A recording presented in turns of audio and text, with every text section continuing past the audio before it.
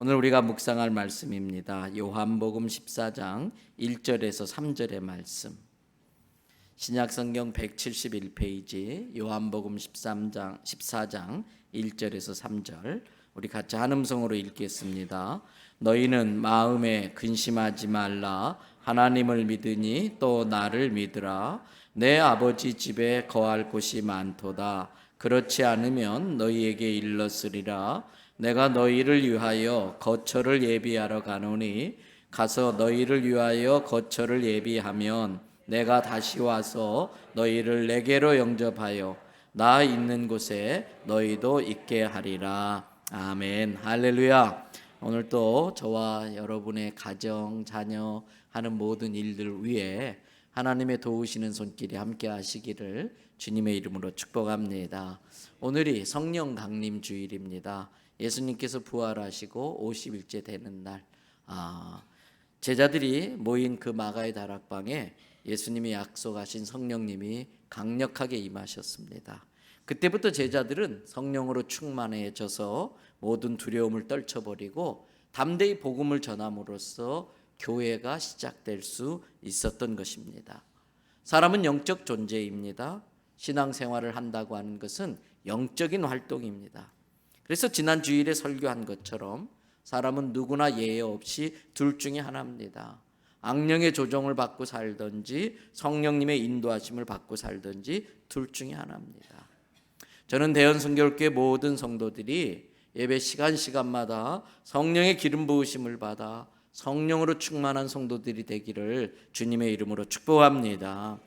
저는 대연선교회 모든 성도들이 그 성령 충만해져서 성령의 능력을 힘입어서 늘 우리가 하는 것처럼 나 자신의 연약함과 죄성으로부터의 승리, 마귀의 그 유혹과 협박으로부터의 승리, 나를 좌절시키고 절망하게 만드는 어떤 환경과 어떤 사람으로부터 승리를 통해 날마다 순간순간마다 하나님께 영광 돌리며 살아가는 저와 여러분들 되시기를 주님의 이름으로 축복합니다. 여러분, 우리들이 결혼식을 간다든지 하면 가끔 여러 음식들이 차려진 어떤 식당을 가나요? 뷔페 식당을 갑니다. 음식이 참 많아요. 그러면 여러분들은 가장 먼저 무엇부터 잡습니까? 여러분들은 가장 먼저 무엇부터 잡아요? 자리부터 잡아야지. 자리부터 잡아야지. 그런데 아십니까? 요즘은 고급 식당일수록 반드시 뭘 해야 돼요? 예약을 해야 돼요. 예약을 하지 않으면 식당 입구부터 받아주질 않습니다. 여러분도 잘 아시는 미슐랭 가이드라는 것이 있습니다. 프랑스의 그 타이어 회사인 미쉐린에서 발행하는 전 세계 고급 식당을 평가하는 보고서 같은 것입니다. 여러분, 이 미슐랭 가이드는 자신들의 평점에 대해서 굉장한 프라이드를 갖고 있고요. 전 세계 고급 식당들은 그 미슐랭 가이드의 그 별표를 하나 받으려고 그렇게 애를 쓰고 있습니다. 미슐랭 가이드는 아주 호텔 그 직업을 철저하게 받은 비밀 평가 요원들을 전 세계에 보내서 보통 1년에 3만 킬로 이상을 다니면서 250개 이상의 식당을 다니면서 점수를 매겨요. 객관성을 유지하기 위해서 자신의 신분을 전혀 밝히지 않고 독립적으로 움직인다 합니다. 식사 중에는 절대 메모를 하지 않고 다른 손님과 똑같이 식사를 주문하고 식사를 하고 또 자기의 돈으로 식사비를 직접 계산해요. 그리고 5가지 기준으로 점수를 매깁니다. 요리의 재료가 어떤가, 요리 재료의 수준, 그리고 그 요리의 방법과 그 음식의 풍미의 완벽성, 그 다음에 그 요리에 대한 그 셰프의 그 개성과 창의성, 그 다음에 가격이 적당한지, 가격에 합당한 가치, 그리고 마지막 5번째, 전체 메뉴의 통일성과 언제 불시에 방문하더라도 일관성이 있는가를 본다고 합니다. 그걸 바탕으로 1년에 한 번씩 전 세계 최고급 식당의 평점을 발표하는데 최고 식당은 별 3개를 받아요. 그래서 미슐랭 가이드로부터 별 하나만 받아도 그 식당은 소위 요즘 젊은 애들이 말하는 것처럼 대박 터지는 거예요. 여러분, 이런 수준의 식당은 아무 때나 간다고 해서 식사를 할 수 있는 게 아닙니다. 저는 아주 우연찮게 어떤 분의 도움으로 이렇게 미슐랭 별 2개를 받은 식당에서 식사를 한번 해본 적이 있어요. 그런데 그것도 한번 하려면 예약을 얼마 전부터 오래 해야 돼요. 예약을 하지 않고는, 그래서 이 미슐랭 별을 받은 어떤 식당은요, 몇 개월 후까지 이미 예약이 다 차 있고, 심지어 어떤 식당은 1년 예약이 다 차 있는 식당도 있다고 그래요. 그런데 여러분, 여기서 우리가 알아야 될 게 있습니다. 천국은 이런 식당과 비교할 수 없어요.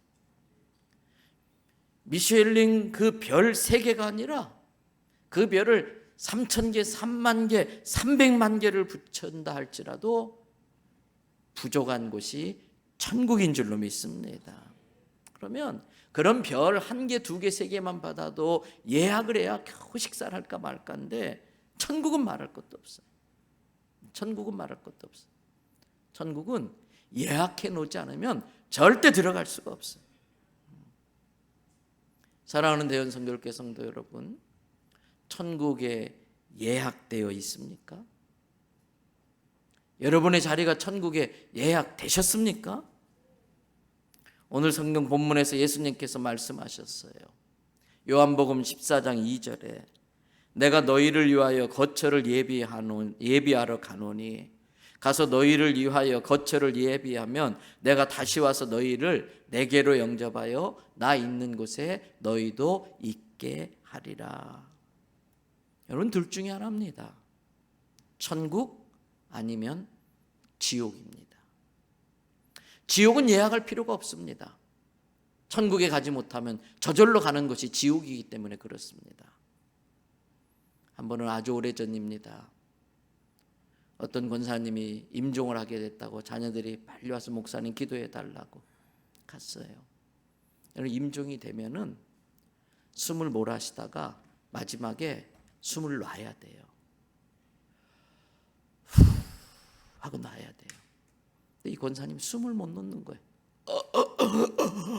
온갖 인상을 쓰면서 숨을 못 놓는 거예요. 권사님, 숨 놓으시고 편히 가세요. 숨을 못 놔요. 그때 아차 싶은 거예요. 이 권사님이 천국 갈 확신이 없는 거예요. 천국의 자리가 예약돼서 천국에 확신이 있는 사람은 죽을 때에 환한 빛 가운데 저 멀리 우리 주님을 향해서 천국길로 갈 텐데, 이 확신이 없으니까 시커먼 천길만길 낭떠러지 같은데 빨려 들어갈 것 같으니까 그거 안 들어가려고 막 버티는 거예요. 아차 싶은 거예요. 그래서 얼른 권사님, 여기 있는 임 목사도 죄인이고 권사님도 죄인이고 우린 다 죄인이라 지옥 갈 수밖에 없는 존재. 이 세상에 천국 갈 만큼 착하게 산 사람은 아무도 없습니다. 천국은 오직 예수님 믿고 죄 용서받으면 갈 수 있어요. 한 5분에 걸쳐서 쫙 설명하니까 권사님이 고개를 끄덕끄덕하더라고요. 구원의 확신이 없었던 게 아니에요. 마지막 순간에 사탄이 한 번 더 장난을 친 거예요. 그때 잠시 그냥 잠깐 그게 흔들렸던 거예요. 설명하니까 고개를 끄덕끄덕하더니 제 손을 잡으시는, 목사님 고마워요. 그리고 가시더라고요. 사랑하는 대원 선교회 성도 여러분, 여러분의 자리가 천국에 예약되어 있습니까? 만일 예약되어 있지 않다면 지금 코 막고 입 막고 3분 뒤에 어떻게 되나요? 코 막고 입 막고 3분 뒤에 어떻게 되나요? 그러므로 사랑하는 대형 성결교 성도 여러분, 반드시 천국 자리를 예약해 두시기 바랍니다. 언제든지 하나님께서 천사를 보내서 죽음이 나를 데리러 오면, 죽음이 나를 찾아오면 천국에 가야 할 준비가 반드시 되어 있어야 됩니다. 사도행전 2장을 보면 이스라엘 백성들이 자신들은 아브라함의 자손들이기 때문에 천국에 당연히 갈 줄 알고 있었습니다. 그래서 그들은 천국 자리를 예약해 두지 않았던 겁니다. 그런데 성령 강림절 날 베드로 사도의 설교를 듣고 당황합니다. 천국은 법을 지키고 착하게 살면 당연히 갈 줄 알고 있었는데 그렇지 않다는 걸 그때 알게 된 겁니다. 그대로 있다가 자신들은 다 지옥에 가게 된다는 것을 그때 깨달은 거예요. 당황한 그들은 베드로와 다른 사도를 붙들고 물어봅니다. 사도행전 2장 37절이에요. 우리 다 같이 함께 읽겠습니다. 그들이 이 말을 듣고 마음에 찔려 베드로와 다른 사도에게 물어 이르되 형제들아 우리가 어찌할꼬 하거늘. 형제들 우리가 어떻게 하면 되겠냐. 우리는 천국 갈 줄 알았는데 이대로 있다간 지옥 가게 생겼는데 우리가 어떻게 하면 되겠느냐. 사랑하는 성도 여러분, 또 묻습니다. 천국에 여러분의 자리가 준비되어 있습니까? 예약해 놓지도 않고 당연히 갈 줄로 잘못 생각하고 있는 건 아닙니까? 혹시라도 아직도 천국에 되어 있지 않는 분들은 이스라엘 백성들이 물었던 것처럼 그러면 지금 내가 어떻게 해야 합니까? 어떻게 해야 천국에 갈 수 있습니까? 물어야 할 것입니다. 이 이스라엘 백성들의 질문에 베드로와 다른 사도들이 이렇게 대답을 합니다. 사도행전 2장 38절에서 39절입니다. 베드로가 이르되 너희가 뭐 하라고요? 회개하라. 그리고 각각 남편이 예수 믿는다고 아내가 따라갈 수 있는 게 아니에요. 아내가 예수 잘 믿는다고 아내 치맛자락 잡고 같이 쫓아갈 수 있는 게 아니에요. 각각 신앙은 각자 개인적인 인격적 결단으로 이루어지는 거예요. 각각 예수 그리스도, 예수 구세주 예수의 이름으로 세례를 받아야 된다. 그리고 죄사함을 받아라. 그래야만 성령을 선물로 받는다. 이 약속은 너희와 너희 자녀와 모든 먼데 사람 곧 주 우리 하나님이 얼마든지 부르시는 자들에게 하신 것이라 하고 두 가지 이야기하지요. 각각 회개하고 예수님의 이름으로 세례를 받고 죄사함을 받고 그리하면 성령 선물로 받는다. 두 번째, 이것은 예수님이 해주신 약속이다. 이 약속은 너희와 너희 자녀뿐만 아니라 모든 먼데 사람 곧 주 우리 하나님이 얼마든지 부르시는 자들에게 하신 것이라. 천국 자리를 예약하는 방법입니다.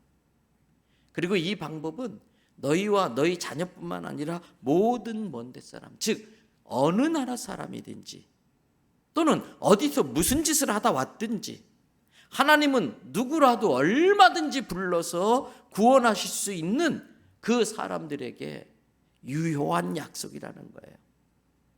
이스라엘이라고 하는 2000년이라고 하는 이스라엘과 대한민국이라고 하는 시간과 공간의 갭을 뛰어넘어서 오늘 이 시간에도 회개하고 예수님의 이름으로 세례를 받으라. 그래야하면 너희가 구원을 받는다고 하는 이 약속은 시간과 공간의 갭을 뛰어넘어서 이 시간 우리에게도 유효한 줄로 믿습니다. 그래서 예수 믿는 사람이라면 치를 떨고 끝까지 쫓아가서 잡아 죽이는 일을 했던 사도 바울도 예수 믿는 사람들 잡으러 다메섹에 가다가 그 길 중간에서 예수님을 직접 만난 거예요. 그리고 요즘 애들 표현으로 완전히 깨져버렸어요. 그렇게 똑똑하고 잘난 척하고 율법은 내가 다 지켰다. 바리새인 중에 바리새인이다. 그랬던 그 바울이 예수님 앞에 그냥 깨져버리고 말아요. 그리고 그가 만나는 사람들에게마다 한 유명한 말이 있어요. 만나는 사람들에게 한 말이 있어요. 사도행전 16장 31절의 말씀. 주 예수를 믿으세요. 예수 믿어야 됩니다. 그래야 당신과 당신의 집이 구원을 받습니다. 그렇다면 사랑하는 대연성교회 성도 여러분, 주 예수를 믿는다는 게 뭘까? 예수를 믿는다는 게 무슨 뜻일까요? 즉 어떻게 우리가 죄와 사망에서 지옥에 멸망당하지 않고 천국의 자리를 예약했다가 천국에 갈 수 있을까요? 간단하지만 오늘 나누어 드린 이 카드에 천국의 좌석을 예약하는 방법을 분명하고 명료하게 정리를 해드렸어요. 이것을 풀어서 설명합니다. 첫째, 스텝 1, 하나님을 바로 알아야 됩니다. 하나님을 알아야 됩니다. 부모님은 생명의 전달자이지 창조주가 아닙니다. 생명의 전달 과정을 거꾸로 되짚어서 올라가다 보면은 그 끝에 하나님이 계십니다. 하나님은 창조주이십니다. 성경은 분명히 선언합니다. 창세기 1장 1절 말씀 다 같이 선포합니다. 태초에 하나님이 천지를 창조하시니라. 결국 생명에 대한 설명은 두 가지입니다. 성경과 진화론입니다. 진화론, 이런 생명 없는 무기물이 어떤 이유로든지 간에 열을 받았든 떨어졌든 뒤집었든 간에 유기물로 생명체로 바뀌어서 진화해서 오늘의 사람이 됐다는 게 진화론입니다. 그러나 성경은 하나님이 생명을 창조하셨다는 거예요. 하나님이 나를 지으셨다는 거예요. 사람들은 나에게 하나님이란 존재를 이해시켜주면 하나님 믿겠다고 말을 합니다. 여러분, 그것은 어리석은 짓입니다. 그것은 불가능한 겁니다. 사람이 큽니까? 하나님이 큽니까? 너무 수준 높은 질문을 제가 했어요. 사람이 큽니까? 하나님이 큽니까? 그런데 이 하나님보다 작은 존재가 어떻게 사람보다 더 큰 하나님의 존재를 완전히 이해할 수 있습니까? 사람이 하나님을 이해한다는 건 불가능한 겁니다. 하나님은 사람이 이해할 수 있는 그런 사이즈의 존재가 아니십니다. 하나님은 사람들이 설명할 수 있는, 그래서 납득시킬 수 있는 그런 하나님이 아니십니다. 사람이 감히 천지를 창조하신 전능하신 하나님을 이해하려는 것 자체가 교만이고 어리석은 짓입니다. 그러므로 하나님은 믿음의 대상이지 결코 이해의 대상이 아닙니다. 우리는 하나님이 자기가 자기를 드러내 주시는 만큼만, 하나님께서 자신을 드러내 주시는 정도까지만 하나님을 깨달을 수 있는 겁니다. 그러므로 우리가 하나님이 드러내 주지 않는 영역, 우리가 이해할 수 없는 그 하나님의 영역은 이해하려고 할 것이 아니라 믿음으로 받아들여야 할 줄로 믿습니다. 감사한 것은 우리가 하나님을 믿으려고 하면 하나님은 그런 사람에게는 자신을 더 분명하게 드러내 주신다는 것입니다. 어떤 사람은 하나님이 계시다는 걸 보여주면 믿겠다고 말하는 사람이 있어요. 보여주면 믿겠다. 그런 사람은 자기가 얼마나 어리석은 사람인지, 그리고 자기가 자기의 양심을 속이는 거 있다고 하는 것을 스스로 드러내는 것밖에 안 되는 겁니다. 왜냐하면 하나님은 이미 자연과 사람의 양심 속에 하나님의 존재를 본능적으로 느낄 수 있게 장치해 놓으셨기 때문입니다. 그래서 자연을 보고도 하나님의 존재를 깨닫지 못하는 건 어리석기 때문입니다. 양심에 하나님의 음성이 있음에도 불구하고 그것을 무시하고 그것을 하나님으로 깨닫지 못하는 것은 자기 양심을 속이고 있기 때문에 그런 것입니다. 여러분, 이처럼 자연과 양심을 통해 하나님께서 우리에게 하나님을 알 수 있도록 해주신 걸 자연계시다. 교회 다니는 사람이나 교회 다니지 않는 사람이나 일반적으로 누구나 하나님에 대해서 어느 정도는 알 수 있게 해준 것, 이걸 자연계시다라고 말해요. 그런 자연과 양심을 바탕으로 하나님에 대해서 좀 더 알고 싶어하고 믿으려고 하면은 하나님은 그런 사람들에게만 특별히 자기를 더 선명하고 또렷하게 드러내 주십니다. 무엇보다도 이 말씀으로 하나님은 자신을 우리에게 드러내 주십니다. 여러분, 이것을 특별 계시라고 합니다. 그러므로 우리는 하나님께서 자신을 우리에게 드러내 주시는 그 은혜를 힘입고 하나님의 말씀인 이 성경 말씀을 통해서 하나님에 대해서 더 잘 알고 더 의지하고 믿어가야 할 줄로 믿습니다. 이게 천국 좌석을 예약하기 위해서 하나님에 대해서 먼저 알아야 될 스텝 아닙니다. 스텝 2가 있습니다. 내가 어떤 존재인지를 알아야 돼요. 본래 사람은 하나님의 자녀로 지음을 받았습니다. 그러나 마귀의 거짓말에 속아 하나님을 부정하고 자기가 하나님이 되려고 하다가 지옥에 멸망당하는 처지가 되고 말았습니다. 자식이 부모에게 저지를 수 있는 최고의 불효는 뭘까요? 자식이 부모에게 지을 수 있는 가장 큰 죄는 뭘까요? 당신이 왜 내 아버지야? 당신이 왜 내 어머니야? 나는 당신을 내 아버지로 어머니로 인정 안 해. 이게 자식이 부모에게 지을 수 있는 최고의 죄예요. 마찬가지로 사람이 하나님께 지을 수 있는 가장 큰 죄는 창조주 하나님을 부인하고 자기가 하나님이나 된 줄 알고 자기 마음대로 사는 겁니다. 그것이 죄입니다. 그 죄의 대가는 사망과 지옥의 멸망입니다. 다른 것이 죄가 아니에요. 사람이 하나님을 부정하고 하나님을 믿지 않는 거예요. 마음에 하나님 두기를 싫어하는 겁니다. 로마서 1장 28절 말씀 다 같이 읽겠습니다. 또한 그들이 마음에 하나님 두기를 싫어하며 하나님께서 그들을 그 상실한 마음대로 내버려 두사 합당하지 못한 일을 하게 하셨으니, 말씀 그대로 띄워놔 주세요. 사람들이 마음에 하나님 두기 싫어한 거예요. 왜? 자기가 하나님 되려고 하는데 이 하나님이 귀찮은 거예요. 자꾸 간섭하는 거예요. 그래서 하나님 좀 제발 나가주세요. 그랬더니 하나님께서 그들을 상실한 마음에 내버려 뒀어요. 상실한 마음이 뭡니까? 아무런 소망이 없는 사람 마음, 미래에 대한 아무런 기대가 없는 마음, 천국을 소망하지 않는 마음, 이게 상실한 마음이에요.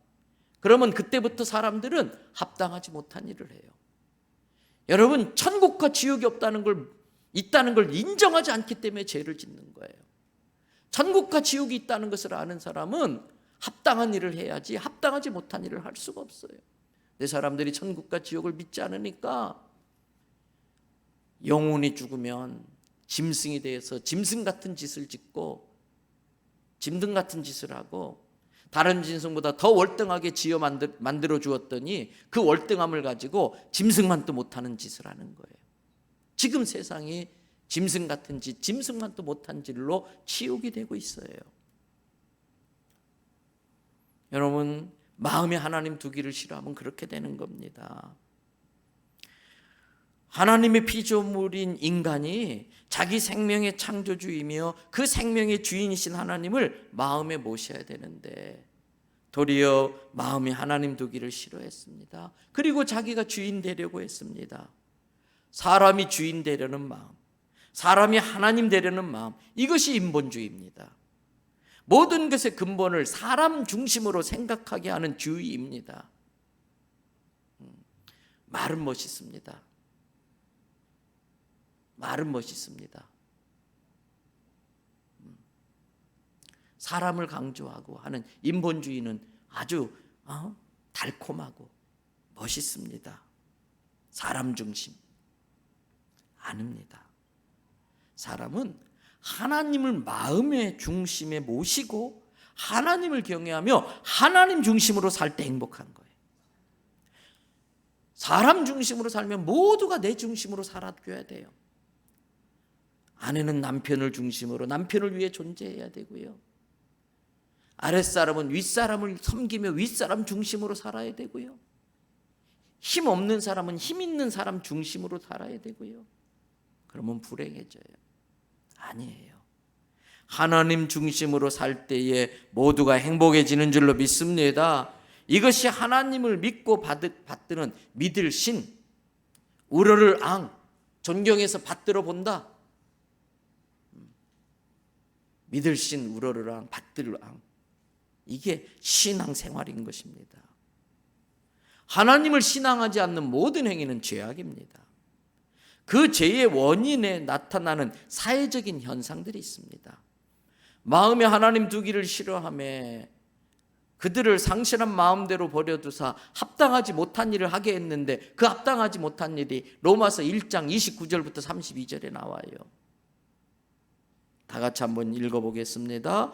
곧 모든 불의, 추악, 탐욕, 악의가 가득한 자요, 시기, 살인, 분쟁, 사기, 악독이 가득한 자요, 수근수근하는 자요. 30절 비방하는 자요, 하나님께서 미워하시는 자요, 능욕하는 자요, 교만한 자요, 자랑하는 자요, 악을 도모하는 자요, 부모를 거역하는 자요. 하나님 두기를 싫어하니까 자기 중심이니까 부모 두기를 싫어하는 거예요. 부모를 거역하는 거예요. 31절 우매 무식하면서도 무식한 줄 모릅니다. 배약 신의할 수가 없습니다. 약속을 막 어깁니다. 정이 없고요. 무자비합니다. 32절 이 같은 일을 하면은 하나님께서 사형이라고 정해놓은 걸 알고 있으면서도 자기만 그렇게 행할 뿐 아니라 다른 사람들이 그렇게 하도록 다른 사람들까지 끌고 들어가는 짓을 해요. 마음이 하나님 두길 싫어해서 상실한 마음에 상실한 상태가 되면은 소망 없는 상태, 천국을 믿지 못하는 상태가 되면 이런 합당하지 못한 일을 하는 겁니다. 그래서 사도 바울은 계속해서 시편 말씀을 인용해 가지고 로마서 3장 10절 이하에서 이렇게 단언합니다. 기록된 바 뭐가 없다고요? 의인은 없나니 하나도 없다. 하나님에 대해서 깨닫는 자도 없고 하나님을 찾는 자도 없고 다 인본주의에 치우쳐서 무익하게 되고 선을 행하는 자가 없나니 하나도 없도다. 그래서 13절 그들이 입을 열면은 열린 무덤, 시체 썩는 냄새 나는 열린 무덤이고 그 혀는 틈만 나면 속이고 자기 자랑하고 사람을 속이고 그 입술에는 남을 험담하는 독사의 독이 들어있고 14절 그 입에는 저주와 악독이 가득하고 그 발은 남을 해치고 남을 모함하고 남의 피를 흘리는데 발 빠르고 16절 결과적으로 파멸과 고생이 그 길에 있어서 그런 인생은 뭘 알지 못한다? 평강을 누리지 못해. 예수님이 나는 너에게 평안을 주는다. 내가 주는 평안은 세상과 같지 않나니. 내가 주는 평안은 세상이 알 수 없다. 그들은 평강의 길을 알지 못해. 그러고도 19절 그들의 눈앞에 뭐가 없다? 하나님을 무서워할 줄 몰라. 죄의 심판을 무서워할 줄 몰라. 그래서 그 죄의 값으로 지옥에 폐기 처분될 쓰레기 같은 존재가 우리의 운명인 겁니다. 나의 실상을 알아야 돼. 인간의 실상을 알아야 돼. 이게 스텝 2입니다. 세 번째 천국 예약하기 위한 스텝 3. 예수님이 어떤 분인지를 알아야 돼요. 어떤 사람은 착하게 살고 선한 일을 많이 하면 천국 갈 수 있다 생각해요. 아닙니다. 어떤 사람이 사람을 죽였어요. 그래서 미안하다고 남은 인생 착하게 살려고 해요. 그런다고 사람 죽인 게 취소되나요? 그 사람한테 내 자식의 생명을 빼앗긴 그 부모의 마음이 그 사람이 착한 사람 됐다고 위로되나요? 밀양이라는 영화가 이 기독교의 그 잘못된 부분을 정확하게 찌르잖아요. 자식을 잃어 고통하는 그 전도연 씨가 공연했던 그 엄마의 아픔은 여전히 남아있는데 그 자식을 죽인 죄수는 나 예수 믿고 다 회개받았다고, 회개하고 다 구원받았다고, 그것에 대해서 아파하는 거잖아요. 사람 죽인 죄가 착한 일 많이 한다고 취소되는 건 아니지요. 다른 죄도 마찬가지예요. 착한 일은 착한 일이고 죄는 죄인 거예요. 선행은 선행이고 죄는 죄인 거예요. 그래서 하나님은 죄의 값을 받는데 사망으로 받겠다고 그랬어요.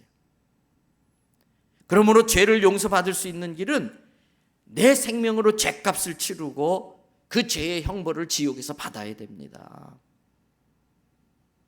방법은 내 생명으로 죄값을 치르든지 아니면 누군가가 대신 죄값을 치루어 주든지. 그런데 이 세상에는 내 죄값을 대신 갚아줄 정도로 나를 그렇게 사랑하는 사람도 없고요. 내 죄값을 대신 갚아줄 정도로 깨끗한 오염되지 않는 생명을 갖고 있는 사람도 없고요. 그 생명은 그 사람의 죄값밖에 지불할 수밖에 없어요. 자기의 죄값을 지불할 필요가 없는 깨끗한 생명이 필요한 겁니다. 그래서 하나님은 구약시대에는 죄 없는 어린 양을 이렇게 우리의 죄값으로 대신 받아줬어요. 죄 지은 사람이 양을 끌고 제사장한테 가면 제사장은 그 죄를 양한테 다 떠넘깁니다. 그래서 그 양을 각을 떠서 불태워서 제물로 바치면 하나님이 그 연기를 맡으시고 그 사람의 죄를 용서해 주신 거예요. 대신 죄를 지고 죽어서 죄를 용서받게 해주셨다. 그래서 이걸 대속제물이다 그렇게 말을 해요. 그런데 여러분 요한복음 1장 29절을 보세요. 다 같이 읽습니다. 이튿날 요한이 예수께서 자기에게 나아오심을 보고 이르되 보라, 세상죄를 지고 가는 하나님의 어린 양이로다. 우리는 우리가 지은 죄로 인하여 멸망을 당하고 지옥에 가야 했습니다. 자기 자식이 지옥에 가는 걸 두고 보실 수 없었던 하나님께서 나를 구원하시려고 사람의 몸으로 이 땅에 오시는 최고의 모험을 하셨어요. 사건 사고에 약하고 병균과 바이러스 노출에 취약한 그 사람의 몸에 천지를 지으신 전능하신 하나님이 자기 몸을, 자기를 가두는 가장 위험한 모험을 하신 거예요. 그리고 자기를 인간의 몸에 가두어서 그대로 십자가에 못 박혀 죽게 함으로써 저와 여러분을 포함한 온 인류의 죄악을 대신 갚아주신 거예요. 그뿐 아니라 3일 만에 부활하셔서 우리에게 영원한 생명, 영생을 보장해 주시고 천국을 소망하며 살아갈 수 있도록, 상실한 마음이 아니라 천국을 소망하며 살아갈 수 있는 우리가 되게 해주신 거예요. 하나님이시지만 사람의 몸으로 이 땅에 오신 분, 그분이 예수님이십니다. 빌립보서 2장 6절부터 12절은 이렇게 말합니다. 그는 근본 뭐였다고요? 하나님의 본체이시나 어떻게 하셨어요? 하나님과 동등됨을 취할 것으로 여기지 아니하시고 오히려 자기를 비워 무엇을 가지사? 종의 형체를 가지사 우리와 똑같이 되셨고, 사람의 모양으로 나타나사 자기를 낮추시고 얼마까지 낮추셨느냐? 죽기까지 복종하셨으니 그 십자가에 죽으심이라. 이러므로 하나님이 철저히 끝까지 그 복종하신 예수님을 높으셔서 지극히 높은 이름을 주셔서 모든 이름 위에, 모든 피조물 위에 뛰어나게 하셨는데, 10절 하늘에 있는 자들과 땅에 있는 자들과 땅 아래에 있는 자들과 모든 무릎을 예수의 이름에 꿇게 하셨고, 즉 예수 외에는 구원의 길이 없다는 거예요. 예수님이 제1이라는 거예요. 유일이라는 거예요. 11절 다 같이 읽습니다. 모든 입으로 예수를 주라 시인하여 하나님 아버지께 영광을 돌리게 하셨느니라. 그러므로 나의 사랑하는 자들아, 너희가 나 있을 때뿐 아니라 더욱 지금 나 없을 때에도 항상 복종하여 두렵고 떨림으로 어떻게 하라? 너희 구원을 이루라. 예수 그리스도가 어떤 분이고 무슨 일을 하셨는지 알아야 돼요. 이게 천국 좌석을 예약하는 스텝 3예요. 스텝 4, 예수님께 내 죄를 회개하고 예수님을 내 인생의 주인으로 영접해야 돼요. 스텝 1, 2, 3는 하나님이 하실 일이에요. 스텝 4는 사람이 해야 할 일이에요.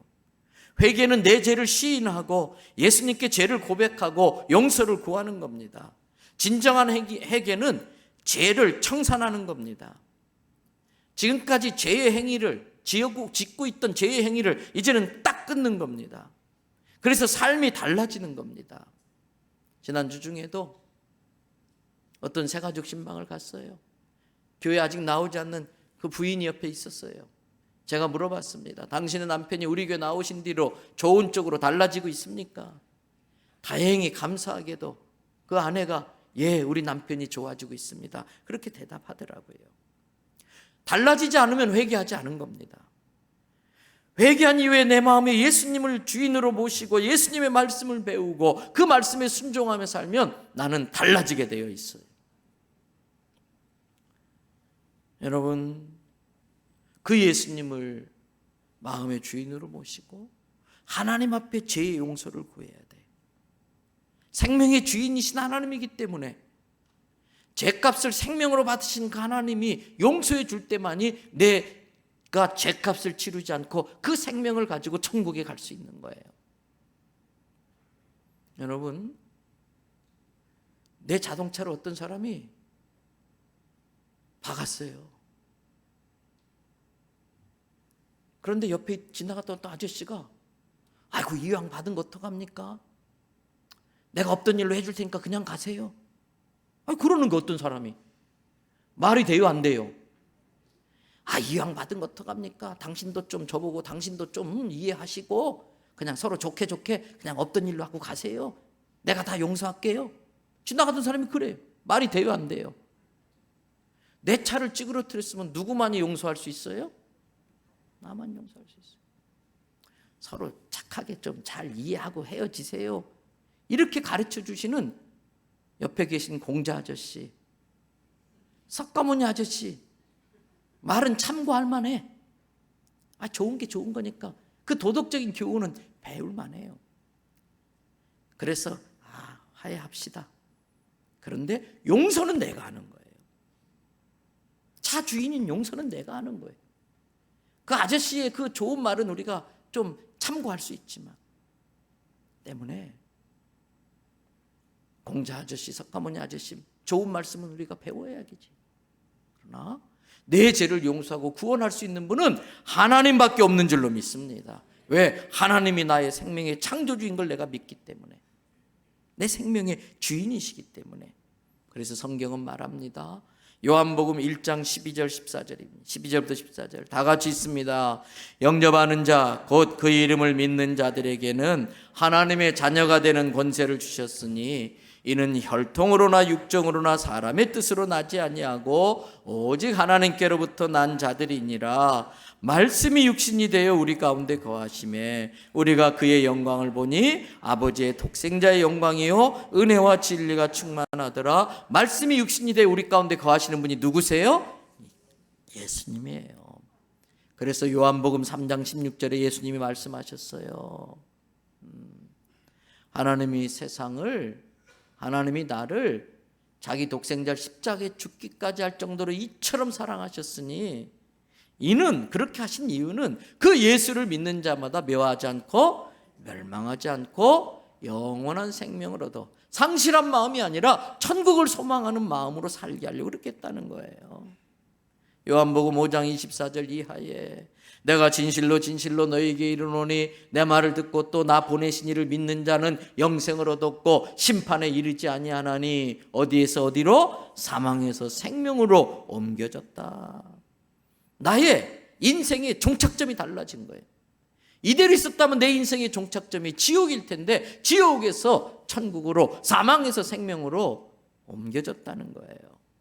25절 진실로 진실로 너희에게 이르노니 죽은 자들이 하나님의 아들의 음성을 들을 때가 오나니 곧 이때라. 듣는 자는 살아나리라. 복음을 듣는 자는 살아날 줄로 믿습니다. 아버지께서 자기 속에 생명이 있음같이 아들 예수에게도 생명을 주어 그 속에 있게 하셨고 그 인자됨으로 말미암아 심판하는 권한을 주셨느니라.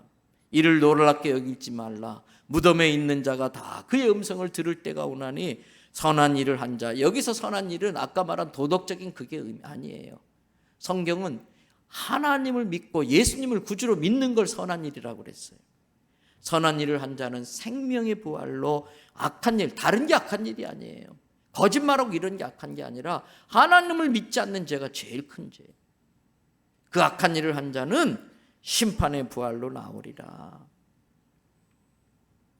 스텝 5, 천국을 예약하시려면 교회의 도움을 받으셔야 돼요. 교회를 통해서 예수님이 구주라는 걸 들어야 되고 깨달아야 돼요. 예수님과 대연성결교회는 하나님께서 우리에게 주신 선물인 줄로 믿습니다.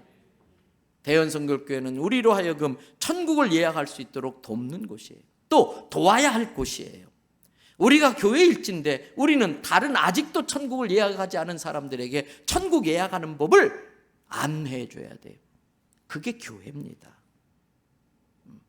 교회는 이렇게 아직 예약하지 못한 사람들을 빨리 예약하시라고, 그러면서 천국에 가기 위하여 연습하고 대기하고 있는 곳이에요.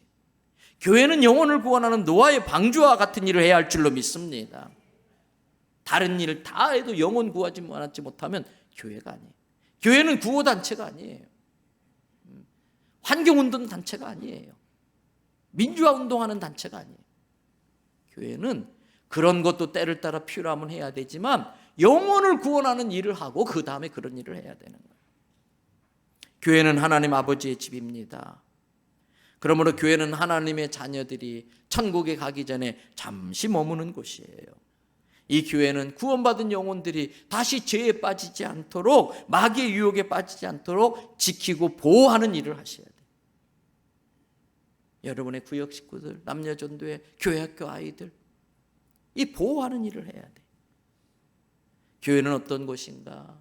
사도행전 2장 42절부터 47절 이렇게 말합니다. 그들이 사도의 가르침을 받아 서로 교제하고 떡을 떼며 오로지 기도하기를 힘쓰니라. 기도하셔야 돼. 사람마다 두려워하는데 사도들로 말미암아 기사와 표적이 많이 나타나고 우리 교회에 많은 기사와 표적이 나타나길 바랍니다. 믿는 사람들이 다 함께 있어 모든 물건을 서로 통용하고 사랑이 넘쳐나야 됩니다. 또 재산과 소유를 팔아 각 사람의 필요를 따라 나누어 주며 자꾸 베풀고 나누어 주고 흘려보내야 돼요. 46절 날마다 마음에 같이하여 성전에 모이기를 힘쓰고 예배에 빠지면 안 돼요. 집에서 떡을 떼며 기쁨과 순전한 마음으로 음식을 먹고 하나님을 찬미하며 또 온 백성에게 믿지 않는 사람들에게 손가락질 당하면 안 돼요. 친송받아야 돼요. 그럴 때에 우리 교회에 구원받는 사람의 수를 날마다 늘어나게 하는 줄로 믿습니다. 우리 교회가 이런 교회가 되기를 바랍니다. 이제 말씀 마쳐요. 베드로전서 3장 15절에 너희가 마음에 그리스도를 주로 삼아. 예수 믿는 건 내 마음의 주인을 예수님으로 삼는 거예요. 그러면은 내 삶이 달라져요. 거룩해져요. 그러면 나의 달라진 모습을 보고 어떻게 그런 상황에서도 감사하며 살 수 있습니까? 어떻게 그런 지경에서도 기뻐하며 살 수 있습니까? 어떻게 그런 사람을 용서할 수 있습니까? 내 안에 있는 소망에 관한 이유. 모두가 상실한 마음 가운데 사는데 어떻게 당신은 상실하지 않고 살 수 있습니까? 나의 변화된 모습을 보고 내가 그렇게 살아갈 수 있는 이유가 뭘까 궁금하게 만들고 묻게 만들어야 돼요. 그때 이걸 딱 보여주셔야 돼요. 예약되셨어요? 그게 무슨 말이에요? 고급 식당일수록 필히 예약을 해야 됩니다. 쭉 설명했어요. 어떻게 예약하나요? 가서 전해야 하는 거예요. 이거 여러분 괜히 준 거 아니에요. 오늘 정말 예약이 얼마나 중요한지 깨달았기 때문에 여러분의 예약을 확인하고 이걸 가지고 꼭 사랑하는 사람을 천국에 예약할 수 있도록 안내 가이드 하시기를 주님의 이름으로 부탁드립니다. 요한계시록 3장 20절부터 22절의 말씀 다 같이 읽습니다. 볼지어다 내가 문 밖에 서서 두드리노니 누구든지 내 음성을 듣고 문을 열면 내가 그에게로 들어가 그와 더불어 먹고 그는 나와 더불어 먹으리라. 이기는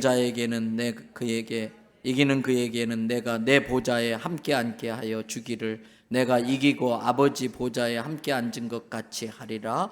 귀 있는 자는 성령이 교회들에게 하시는 말씀을 들을지어다. 이 시간 잠깐 기도하겠습니다. 각각 그리스도를 마음의 주로 삼아 그랬어요. 개인적으로 인격적으로 하나님이 어떤 분인지를 고백하십시오. 나의 실상이 어떤 실상인지 나의 죄를 고백하십시오. 그리고 예수님께 모든 죄를 떠맡기시고 예수님을 마음의 주인으로 모셔드리는 기도를 하십시오. 지금 예수님이 문 밖에 서서 내 마음의 문 밖에 서서 두들기고 있습니다. 마음의 문을 열면 예수님은 나에게 들어와서 영원토록 나를 떠나지 않고 나와 함께 하십니다. 성령이 교회에게 하는 소리를 들을지어다. 함께 고백하는 기도를 2, 3분 기도드립니다.